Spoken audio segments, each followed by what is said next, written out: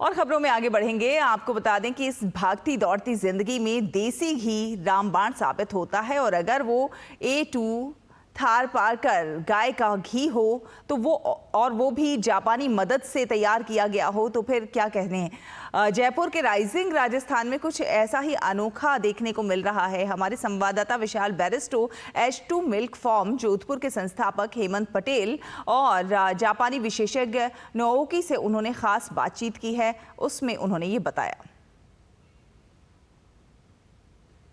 घी है और इसकी खासियत ये है कि ये राजस्थान में जो खास तौर से रेगिस्तान में पाई जाने वाली गायों की नस्ल है थार पारकर, उसका घी है। लेकिन उससे भी बड़ी बात और खास बात यह है कि ये भारत और जापान के सहयोग से ये बनकर तैयार हुआ है। कैसे, इस पर हम बात करेंगे सबसे पहले हेमंत पटेल से। हेमंत, आप ये बताइए कि भारत और जापान की दोस्ती का जो असर है वो इस घी की ताकत में कैसे आया है? जी सर, एक्चुअली मैं जापान पहले रह के आया हूँ। वहाँ पे 1-2 साल रहा था। मिस्टर हिदेया यमुरा-सान की कंपनी में यहाँ पे गया था।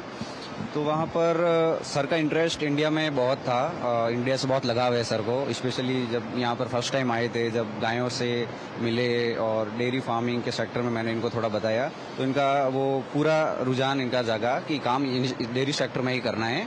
तो फिर हमने वो काम चालू किया और अभी हमारे ये प्रोडक्ट है A2 देसी काऊ घी। क्या नाम है आपकी कंपनी का? H2 milk farm private limited. H2 milk farm जो जोधपुर में है और मेरे साथ है Naoki.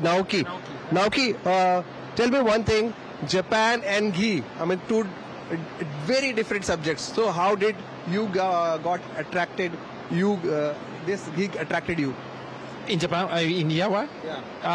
Yeah. We would like to export Japanese quality or into the ghee in India to expand mix India Japanese products like that.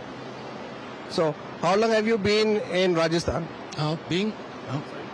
How long have you been in Rajasthan? 何年ぐらいいますか? We just established in 2018, so how many years? 6 years?